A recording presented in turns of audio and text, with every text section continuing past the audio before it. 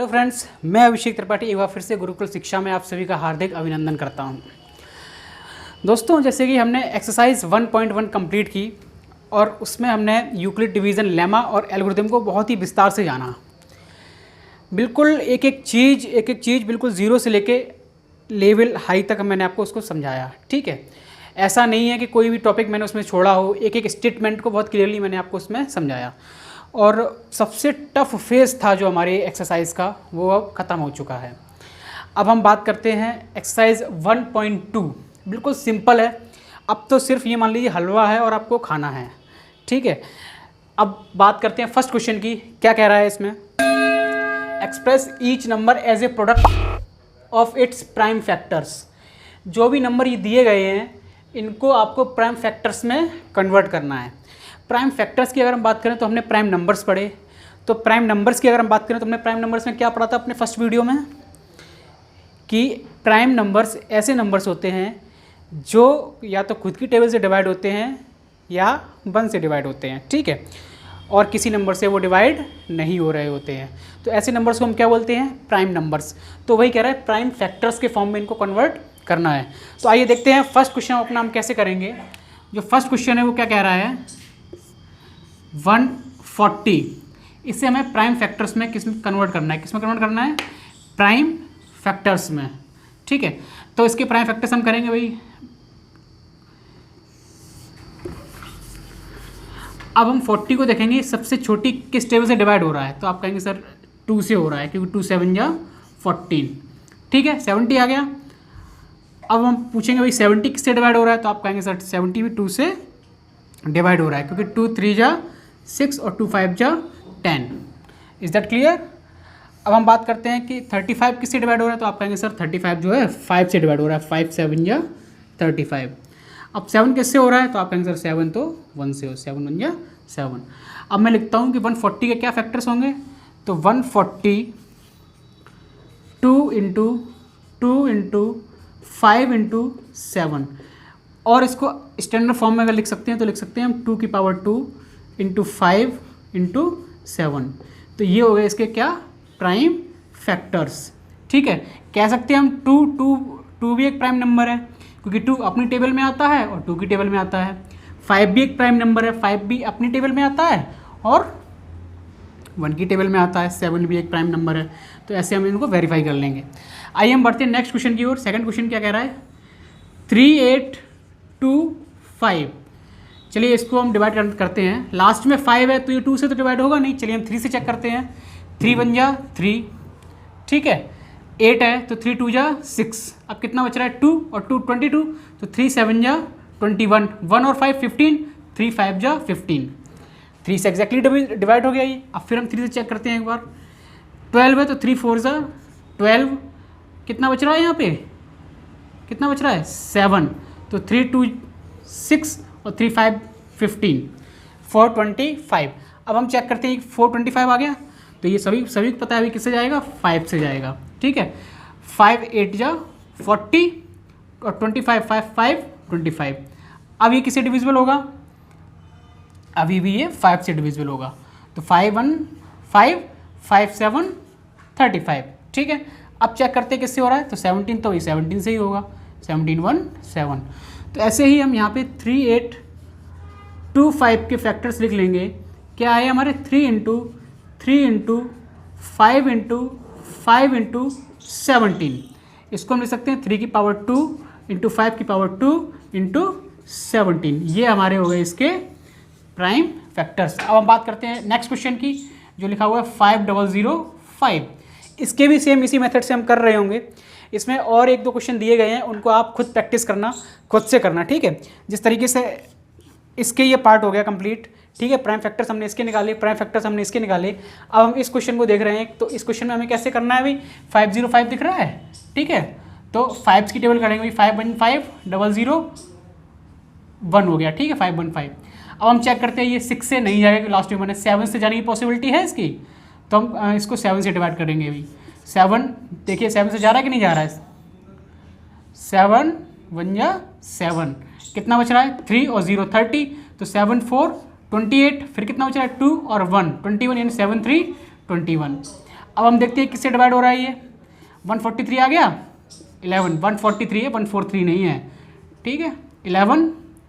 11 किससे जाएगा, 11 1 11 और 3 बच रहा है, तो 11 3 या 13 और 13 1 13, तो ये किसके फैक्टर आ गए, 505 के। इनको हम क्या लिखेंगे भाई, 5 × 7 × 11 × 13। आइए हम बढ़ते हैं अपने नेक्स्ट क्वेश्चन की ओर। उम्मीद करता हूँ ये क्वेश्चन बिल्कुल समझ में आया होगा, बिल्कुल सिंपल सा बेसिक सा क्वेश्चन था। इसमें जो क्वेश्चन बचा है वो आप खुद प्रैक्टिस करिए, उसको आप खुद कर सकते हैं। अब बढ़ते हैं हम क्वेश्चन नंबर 2 की ओर, नंबर 2 की तरफ देखते हैं। क्वेश्चन नंबर 2 क्या कह रहा है, find the LCM and HCF of the following pairs of integers and verify LCM into HCF equals to product of 2 numbers. आपको क्या है, इन दोनों का एलसीएम और एचसीएफ फाइंड करना है, ठीक है। एलसीएम और एचसीएफ फाइंड करने के बाद आपको ये वेरीफाई भी करना है कि एलसीएम और एचसीएफ का जो इंटू होता है वो जिन नंबर्स का हमने एलसीएम और एचसीएफ निकाला है उनके इंटू के, उनके गुणनफल के बराबर होता है या उनके इक्वल होता है। तो एक फॉर्मूला होता है बेटा, वो हमेशा याद रखना आप कि LCM into HCF equals to होता है ए इंटू बी।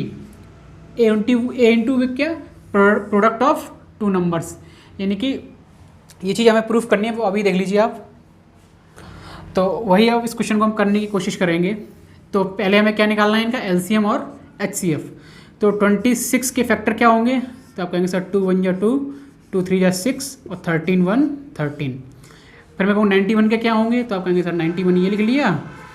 अब इसके हम फैक्टर करते हैं तो देखते हैं किससे जा रहा है, तो आप कहेंगे सर 7 से जाएगा, 7 1 7, 7 3 या 21 और 13 1 13। तो अब 26 के हम फैक्टर्स लिखेंगे, क्या हुए 2 × 13 और 91 के क्या फैक्टर आ गए हमारे 7 × 13। अब हमें क्या चाहिए, इनका एचसीएफ चाहिए। क्या चाहिए, एचसीएफ। तो एचसीएफ क्या होगा इनका, एचसीएफ क्या होता है, हाईएस्ट कॉमन फैक्टर, ऐसा फैक्टर जो सबसे बड़ा हो और इनमें कॉमन हो। तो वो क्या है 13, 13 यहाँ पे भी है, 13 यहाँ पे भी है, तो ये हमने कॉमन ले लिया, ये हाईएस्ट है यानी कि बड़ा है दोनों में, तो ये क्या हो गया एचसीएफ हो गया इसका, ठीक समझ में आ गया। तो अगर हम एलसीएम की बात करते हैं तो एलसीएम क्या होता है हमारा, लीस्ट कॉमन मल्टीपल, ठीक है। तो एलसीएम कैसे लिखते हैं हम, जैसे 2 नंबर्स हैं उनके फैक्टर में लिख लिए, तो पहले हम देखते हैं कॉमन क्या है। तो जो कॉमन होता है यानी कि जो 2 बार आया होता है उसको हम 1 बार लिखते हैं, ठीक है।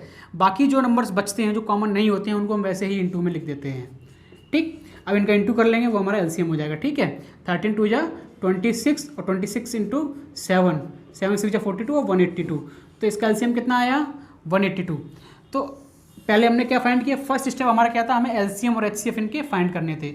तो अब फॉर्मूला लगाएंगे, फॉर्मूला क्या था हमारा, LCM into HCF equals to A into B, product of 2 numbers.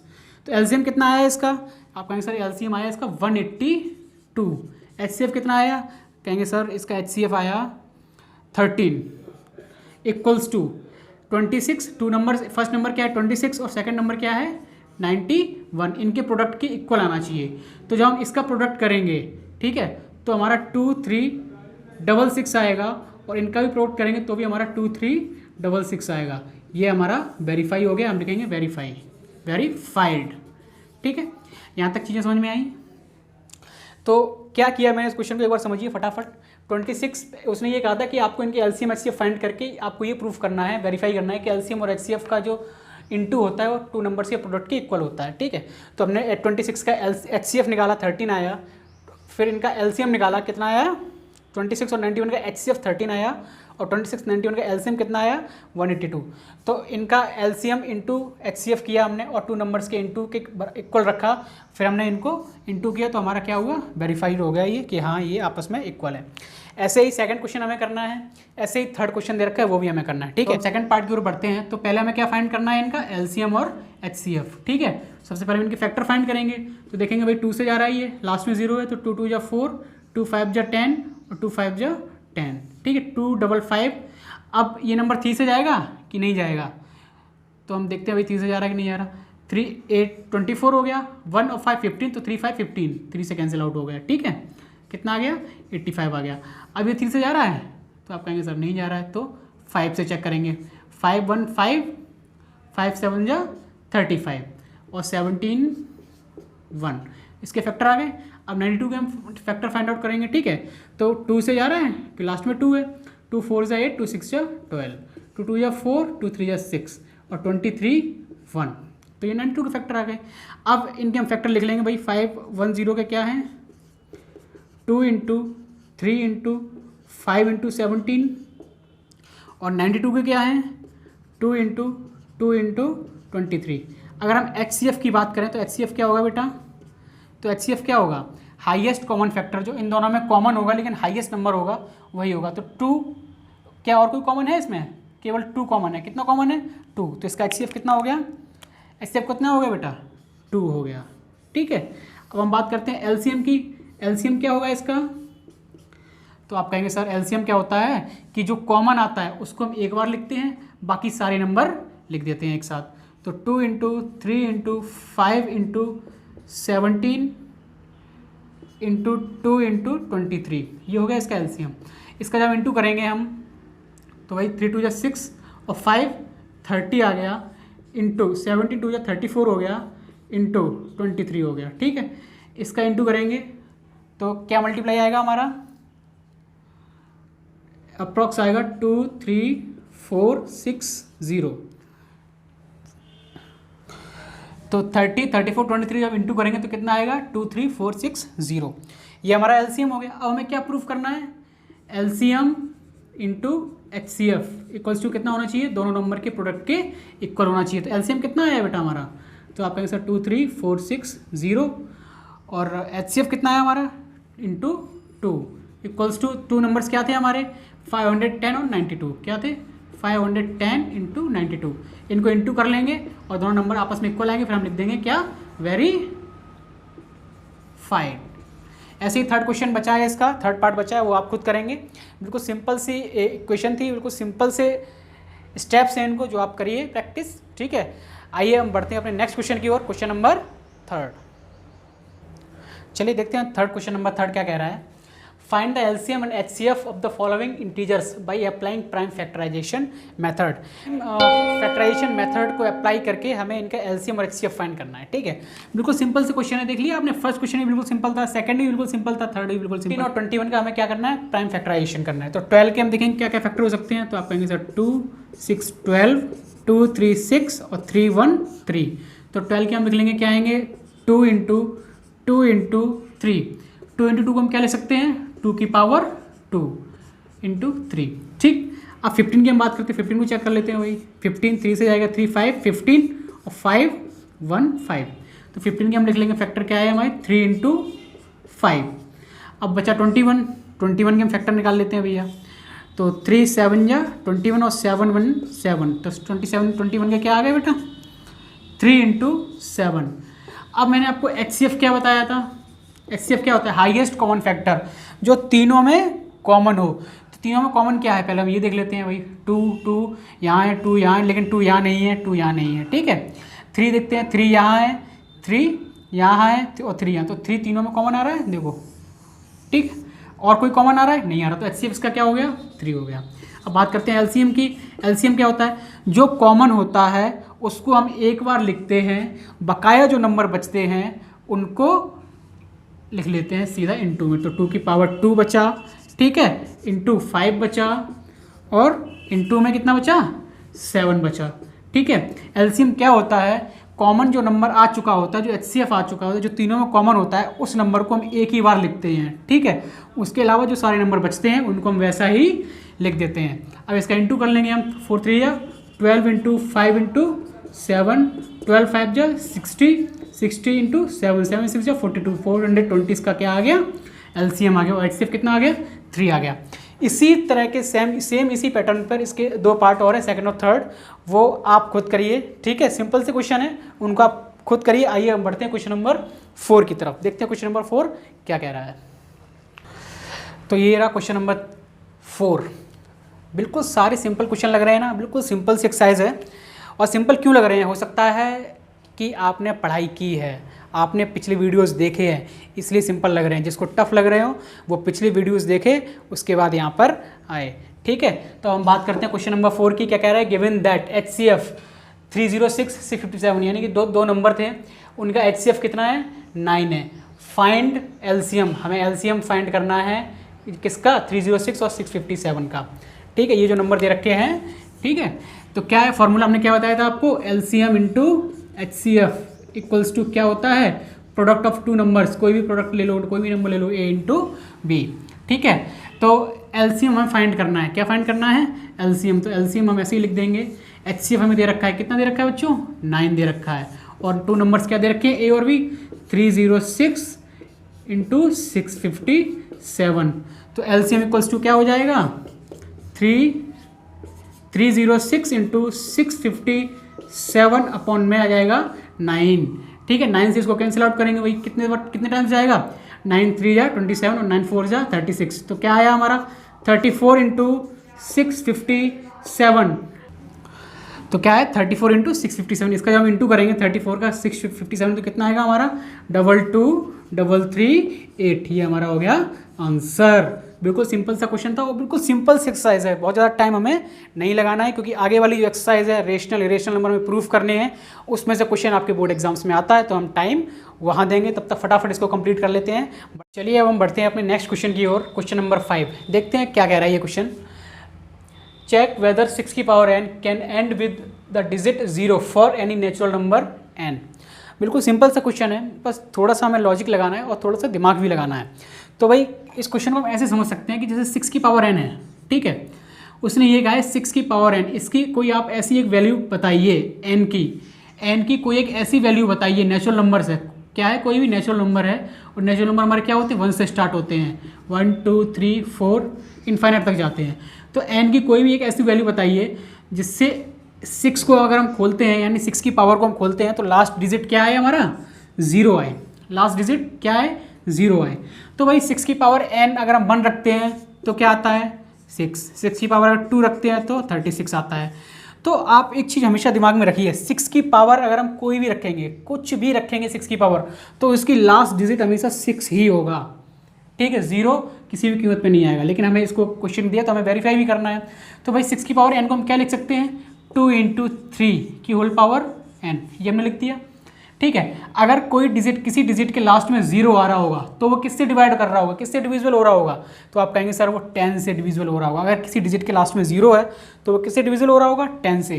तो मैं आपसे पूछता हूँ 10 के फैक्टर क्या होंगे, तो आप कहेंगे सर 2 × 5, 2 और 5।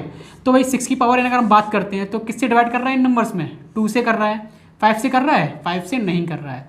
तो हम क्या लिखेंगे, it can not and with 0। ठीक है, बाकी स्टेटमेंट फॉर्म, क्वेश्चन आपको समझ में आ गया। इसको स्टेटमेंट फॉर्म में आपको आपके क्लास के टीचर या जो भी जैसे भी लिखा है वैसे आप इसको कर सकते हैं। मेरे हिसाब से इस क्वेश्चन का लॉजिक और कॉन्सेप्ट यही था। अगर आपके पास लॉजिक और कॉन्सेप्ट दोनों चीज़ें हैं तो आप स्टेटमेंट फॉर्म में इसको कर सकते हैं। ठीक है, आइए हम बढ़ते हैं क्वेश्चन नंबर 6 की ओर, देखते हैं क्वेश्चन नंबर 6 क्या कह रहा है। क्वेश्चन नंबर 6 कह रहा है explain why this number and this number are composite numbers. आपको ये प्रूफ करना है कि ये और ये नंबर क्या है, कंपोजिट नंबर्स हैं।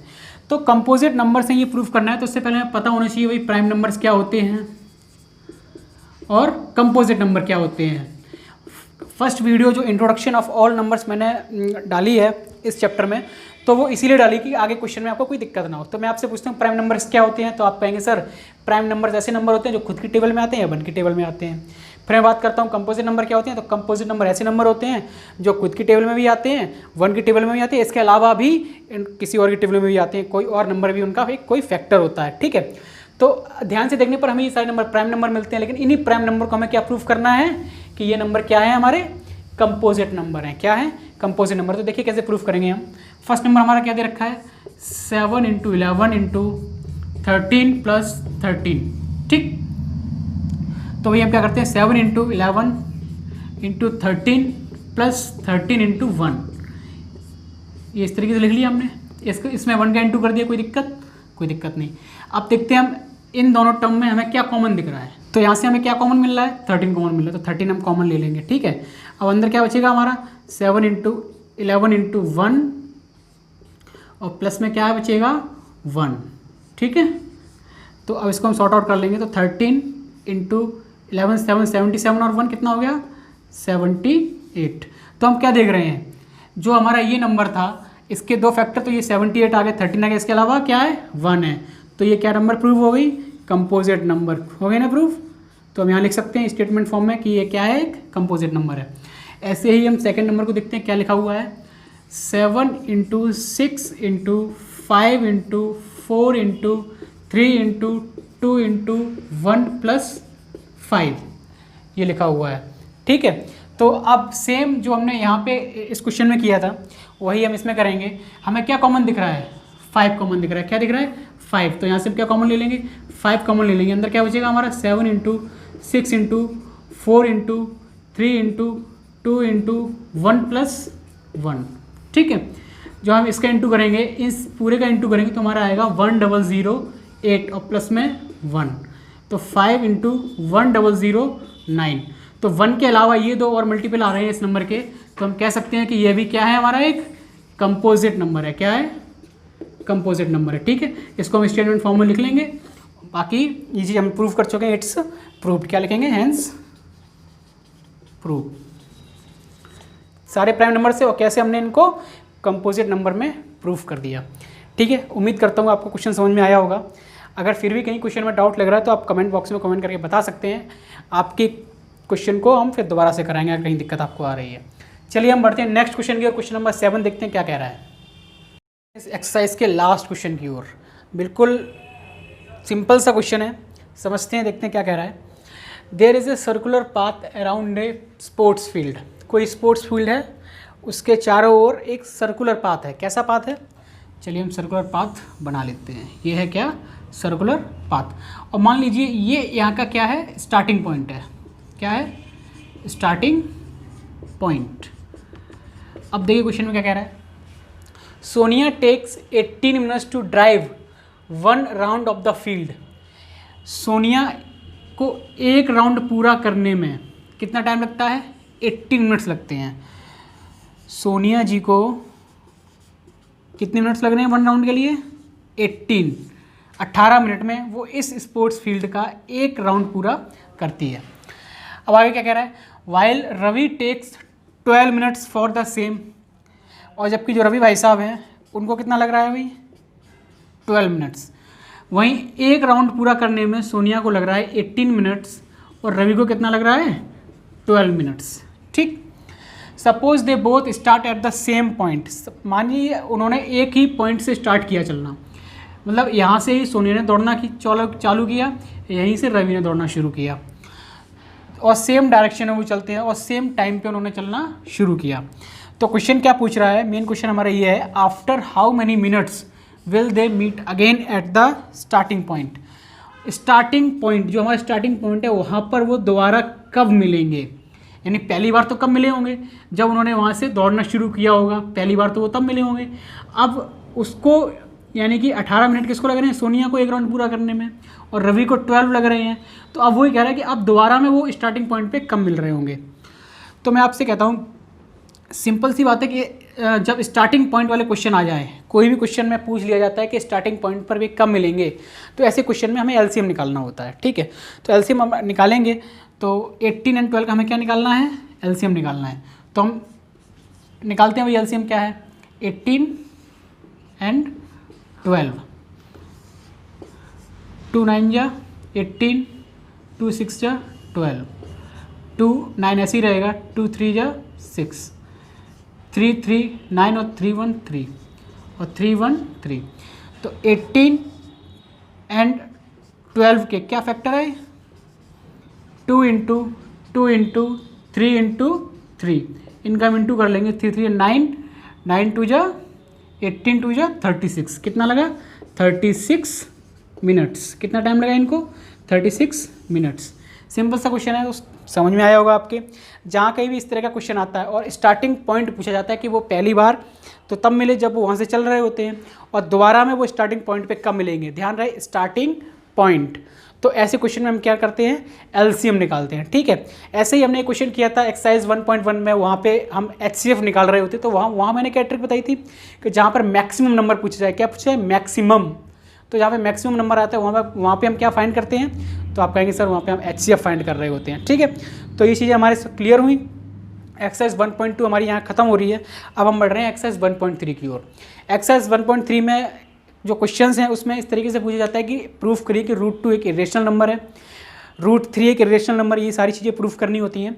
और इस तरह का क्वेश्चन बोर्ड एग्जाम्स में 3 या 4 नंबर का आता ही आता है, ठीक है। तो उस एक्सरसाइज को हम और ध्यान से पढ़ेंगे। तब तक आप ये एक्सरसाइज 1.1, 1.2 इनको कंप्लीट करके रखिए। हम बढ़ते हैं अगली वीडियो में एक्सरसाइज 1.3 की ओर फुल कॉन्सेप्ट के साथ।